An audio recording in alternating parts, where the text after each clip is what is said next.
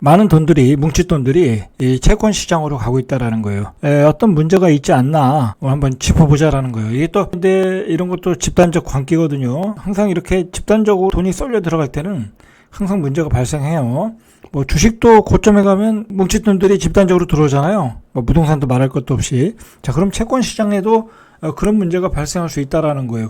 그런 점에서 어떤 문제점을 우리가 좀 체크하고 정확한 채권 투자를 좀 할 필요가 있겠죠. 안전한 채권 투자를 하도록 해야 되겠죠. 기준금리가 계속 올라가다 보니까 올해 개인 투자자의 채권 순매수 규모가 지난해의 4배의 수준이라는 거예요. 그러니까 여기에 지금 굉장한 많은 돈들이 몰려오고 있는 거예요. 자, 6일 금융투자협회에 따르면 올해 개인은 지난 4일까지 장외 채권 시장에서 총 17조 963억 원을 순매수했다라는 거예요. 자, 이게 4배 정도 수준이라는 거예요. 자, 이렇게 되면 뭐 사는 것은 뭐 어차피 금리를 책정된 금리만큼 이제 이자를 받는 상품이니까 어떤 그 위험은 없지만, 그러나 이렇게 이제 뭉칫돈이 들어오다 보면 위험한 채권을 사는 경우가 있을 수 있어요. 왜냐하면 채권을 투자 안 해보신 분들이 많을 수 있거든요. 뭐 채권을 그동안 투자 잘 해주셨던 분들은 안전하게 뭐 국채라든지 은행사라든지 살 수 있지만, 모르시는 분들은 무조건 고금리라고 해서 위험한 채권을 살 수 있다라는 거야. 자, 여기서 또 문제가 되는 게 뭐냐면, 시장의 개인 투자자 유입 가장 많이 늘어난 게 채권 종류별로 보면 회사채라는 거야. 회사채의 17조 중에서 6조 8,290억 원이 회사채를 가장 많이 샀다라는 거야. 자, 이게 위험한 거야.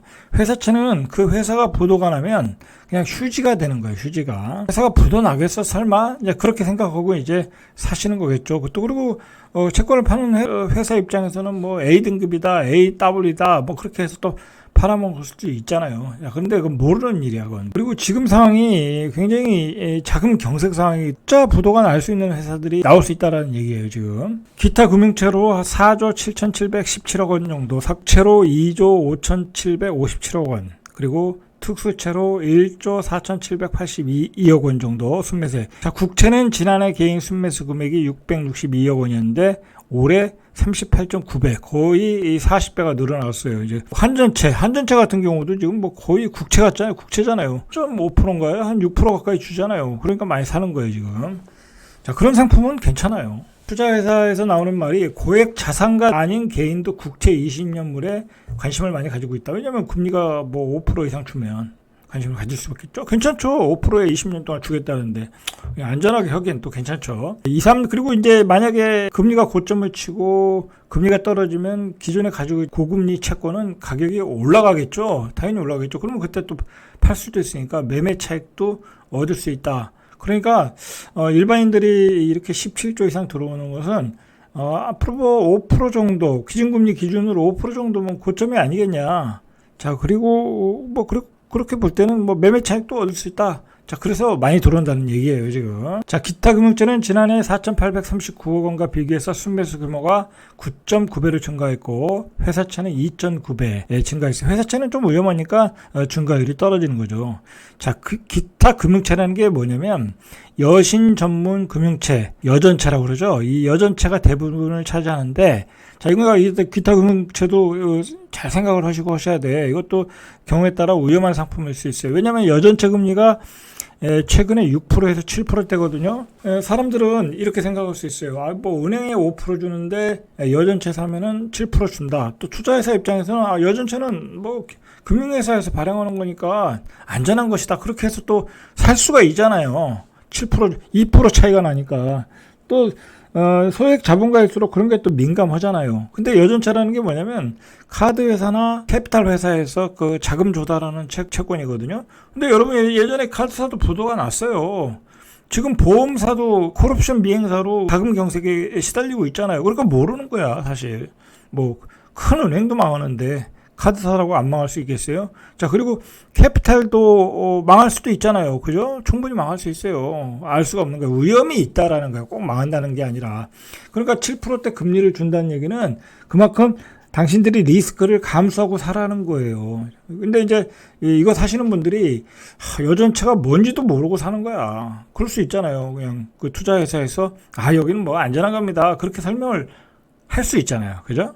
자, 그러니까 안전한 채권으로 사셔라. 가능한 한. 그리고 너무 금리 욕심에 1, 2% 더 금리를 받으려다가 위험해질 수도 있다.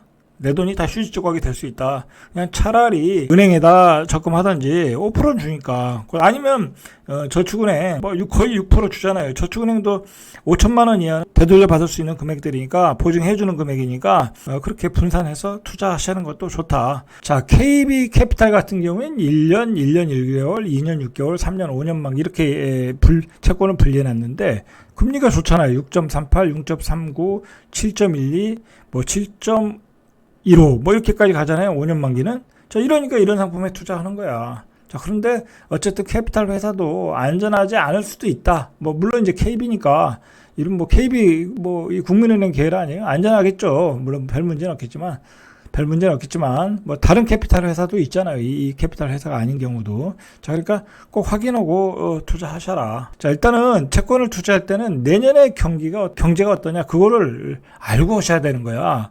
채권 전문 투자자들은 그런 걸 알고 하지 그냥 하질 않아요. 금리만 보고 하지 않는다는 거야. 예를 들어 2008년 금융위기 같은 사태, 리만 브러더스 같은 사태가 일어나면 잘못하면 채권이 휴지 조각이 될 수 있잖아요. 근데 사실 또 그런 얘기가 나오고 있어. 자금시장, 그리고 금융시장, 하이퍼 인플레이션이 온다. 강한 경기 침체가 온다. 계속 그런 얘기를 하잖아요.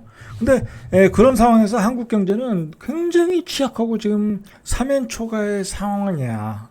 여러분 그거 꼭 아셔야 돼. 지금 이제 금융연구소, 하나금융연구소, 여러분 LG 경제연구소 그런 데서 내년 경제 전망치를 나오는데 2% 이하야. 이게 사실 적극적으로 내놓은 퍼센티지일 거 아니에요. 나름대로 보수적으로 내놓지는 않을 거란 말이야. 그런데 여기서 그나마 내놓는 수치가 뭐냐면 1.8%야. 한국경제연구원도 1.9%. 피치 금융기관도 피치에서 내놓는 전망치도 1.9%.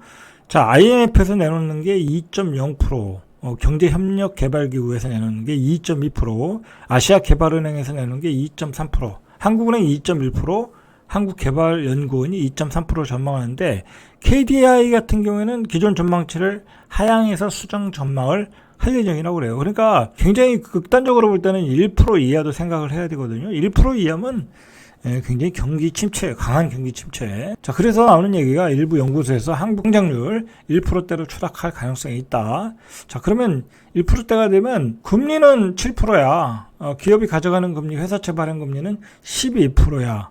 기업이 어떻게 됐어요? 생존을 못하는 거야. 금리도 1%, 2%면 괜찮아요. 상관없어요. 근데 성장률은 1%고 금리가 회사채 금리 12%야. 그 기업이 어떻게 되겠어요? 부도나겠죠. 굉장히 부도날 기업이 많아요. 자, 그렇게 보시면 채권 투자도 조심해서 하셔야 돼. 항상 어떤 집단적 관계가 일어날 때는 부작용이 생기거든요. 왜냐면 돈이 많이 그쪽으로 갈 때는 거기서 사기치는 인간들이 나오게 돼 있어. 그래서 부실 채권들 팔아먹고 그럴 거거든요. 그리고 그냥 섞어서 팔아버리면 잘 모른단 말이야. 금융공학적으로 섞어서 맞는 상품들이 있을 수 있거든요. 조심하셔야 된다. 그런데다가 내년에 경제도 안 좋다. 자, 우리나라는 완전히 내년에 사면초가야. 수출 무역 적자. 외환보유고도 계속 줄어들고 있어. 이렇게 되면 굉장히 펀드멘탈도 취약해지고 외환보유고도 줄어들면 헤지펀드들이 우리 원달러 환율을 공격해 들어올 수 있다니까. 그리고 우리도 양털깎이에 들어갈 수 있어. 그런 가능성이 보인다라는 거, 보인다. 그리고 요번에 이제 이태원 참사 사건으로 내수도 굉장히 지금 비상등이 켜졌다고 그래요. 6일 경제계에 따르면 올해 겨울을 시작으로 내년에 이르기까지 한국 경제가 전후좌우로 악재에 둘러싸여 있다. 이런 상황이에요. 이런 상황에서 잘 모르는 채권은 하지 마시고 그냥 안전하게 고금리 상품, 은행의 고금리 상품, 그 다음에 분산해서 저축은행의 6% 상품, 5천만 원 이하 그렇게 하셔라. 잘 모르면 괜히 모르는데 가가지고 1, 2% 더 먹으려다가 휴지 조각으로 날릴 수 있어요. 자, 이상 절대값TV의 명품 PD 한PD였습니다.